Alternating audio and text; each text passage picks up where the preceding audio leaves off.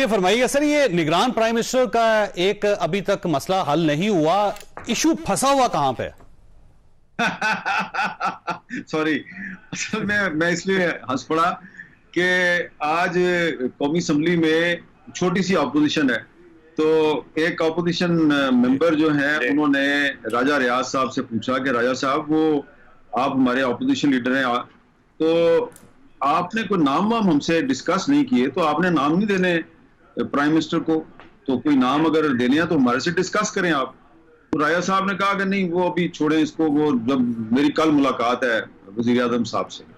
तो वो फिर उसने ऑपोजिशन मेंबर थे जो, उन्होंने फिर राजा साहब को पूछा कि राजा साहब चले ठीक है, आपके पास तो कोई नाम नहीं है, क्या वजीर आजम के पास भी कोई नाम है या नहीं है?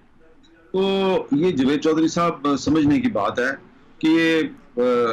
इस कौमी असम्बली जिसका आज आखिरी दिन था, उसके कुछ अरकान का ये ख्याल है कि ना तो निगरान वजीर आजम का नाम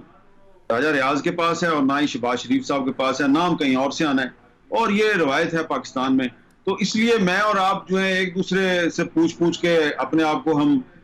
तिफल तसलियां दे रहे हैं, लेकिन जाहिर बात है फैसला तो कहीं और होना है, और जो उन्होंने फैसला कर लिया होगा कि कौन निगरान वजीर आजम होगा, वो कल परसों तक आपको पता चल जाएगा। वैसे आज पीपल्स पार्टी की तरफ से जलील अब्बास जिलानी साहब का नाम आया और खुद वहीं से लीक हुआ है कि हमने जी मियां नवाज शरीफ के सामने ये नाम रखा था और हमने उनसे कहा था कि आप इन्हें बना दे या फिर तसद्दुक़ हुसैन जिलानी साहब को बना दे। दो नाम उन्होंने दिए थे और मियां नवाज शरीफ साहब ने दोनों पर एतराज कोई नहीं किया। अब पता नहीं उन्होंने कबूल भी किया या नहीं किया।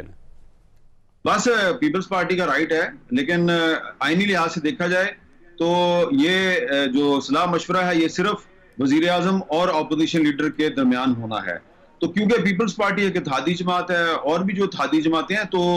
वो एक इनफॉर्मली वो नाम कोई दे सकते हैं वजीर आजम शहबाज शरीफ को कि जी ये हमारी तरफ से नाम है, जरा इस पर भी गौर कर लें। लेकिन आईनी और कानूनी लिहाज से तो ये सिर्फ राजा रियाज और शहबाज शरीफ साहब के दरमियान तय होना है। तो पहले ये मुलाकात आज होनी थी, अब ये मुलाकात कल होगी, और बकौल बहुत से जो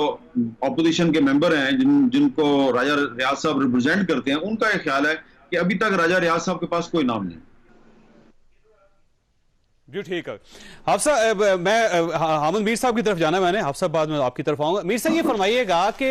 अभी ये जो सूरत हाल है, एक तो इमरान खान साहब जाहिर है साबिक प्राइम मिनिस्टर हैं और उनकी कुछ राइट्स हैं जो उन्हें मिलने चाहिए, लेकिन वो राइट्स लेना नहीं चाहते और उसके मुकाबले में ये राइट्स जो उनके वकला लेकर देना चाहते हैं। तो क्या ये आपको कुछ स्टोरी समझ आ रही? देखिए, ये कानून में इसकी गुंजाइश मौजूद है और मैं आपको बहुत सी मिसालें दे सकता हूँ, और एक मिसाल मैं आपको दे देता हूँ और वो बहुत बड़ी मिसाल है। इमरान खान साहब के लिए तो सिर्फ क्लास का मसला है ना, लेकिन यहाँ तो जिंदगी और मौत का जो मसला भी था। जब जुल्फ़िकार अली भुट्टो साहब जो हैं ये रावलपिंडी जेल में थे, तो उस वक्त उनके वकला जो हैं वो उनको इसरार करते थे कि जी हम आपकी तरफ से रहम की अपील दायर करना चाहते हैं, क्योंकि उनको सजाए मौत दे दी गई थी। तो भुट्टो साहब ने इनकार कर दिया था। उन्होंने कहा कि मैं ज़ियाउल हक को रहम की अपील नहीं दूंगा और मैं उस पर साइन नहीं करूंगा। तो उसके बाद जो भुट्टो साहब के वकला थे उन्होंने बेगम नुसरत भुट्टो साहब को कायल किया कि आपकी तरफ से हम एक अपील दायर कर देते हैं। वो अपील दायर हुई थी और वो अपील ज़ियाउल हक ने रिजेक्ट कर दी थी। तो मेरा ख्याल है कि ये अंडरस्टैंडेबल है कि इमरान खान साहब जो हैं, क्योंकि जब वो जेल से बाहर थे और वो स्टेटमेंट्स दे रहे थे, वो इंटरव्यू दे रहे थे, वो पब्लिक रैली से खिताब कर रहे थे, तो उनकी शहबाज शरीफ के बारे में, आसिफ जरदारी साहब के बारे में बड़ी सख्त जुबान वो इस्तेमाल करते थे। तो अब वो कैसे ये हो सकता है कि वो उनसे कहें जी कि आप मेरी क्लास चेंज कर दें? तो अगर उनके वकील जो है वो उनके बिहाफ पे कोई वो राइट अपने क्लाइंट के लिए लेना चाहते हैं जो कि कानून में मौजूद है, तो मेरा ख्याल है इसमें कोई मुज़ायके वाली बात नहीं है, ये गैर कानूनी नहीं है, ऐसा होता है। और मैं आपको कुछ और भी मिसालें दे सकता हूँ, मैं शहबाज शरीफ साहब की मिसाल भी दे सकता हूँ, लेकिन वो फिर कहानी लंबी हो जाएगी, क्योंकि मैं खुद भी बहुत सी मामलात का विटनेस हूं। सवाल सिंपल ये है कि अगर 90 दिन में इलेक्शन नहीं होते तो फिर क्या गारंटी है कि 9 साल के अंदर भी हो जाएंगे? नहीं, ये तो बड़ा सीरियस सवाल है और मैं समझता हूँ कि इसकी कोई गुंजाइश नहीं है आइन में। ये जो कुछ हुकूमत के वुज़रा ने स्टेटमेंट्स दिए हैं कि जी आइन में अगर 90 दिन की पाबंदी है, तो अगर 120 दिन में इलेक्शन हो जाता है तो इसमें कौन सी बात है? मेरा ख्याल है कि पहले भी खैबर पख्तूनख्वा और पंजाब में सुप्रीम कोर्ट ने हुक्म दिया था कि 90 दिन के अंदर इलेक्शन करवाया जाए, जो कि आप नहीं करवा सके। तो अब अगर आपने वही तारीख जो है वो कौमी असम्बली में भी दोहरानी है और सूबाई असम्बलियों में भी दोहरानी है, और यहाँ पे कॉन्स्टिट्यूशन रिक्वायरमेंट है, आपकी कौमी असम्बली की मुद्दत खत्म हो गई है, अगर आप 2-3 दिन पहले असम्बली डिसॉल्व कर रहे हैं तो फिर ये इलेक्शन 90 दिन में होना चाहिए। तो आर्टिकल 224 बड़ा क्लियर है, अगर आप इस 90 दिन में इलेक्शन नहीं करवाते तो भले सीसीआई आ जाए, कोई आ जाए, ये मेरा ख्याल है कि ये हमारी जो है ना, इसको हमें अपनी इज्जत, जिंदगी और मौत का मसला बनाना चाहिए, क्योंकि ये 1973 का आइन इस वक्त पाकिस्तान की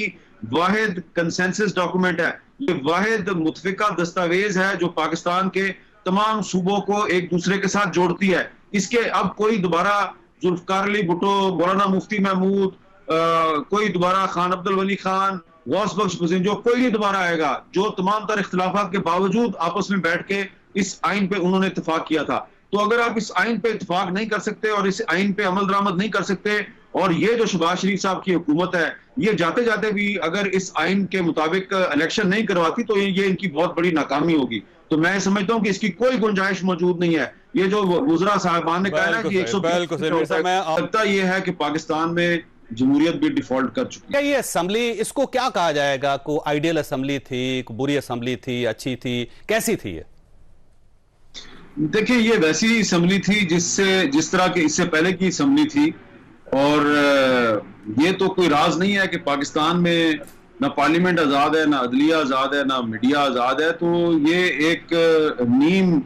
जमहूरी किस्म की असेंबली थी, और इस असेंबली में जो आखिरी दिनों में जिस तेज रफ्तारी के साथ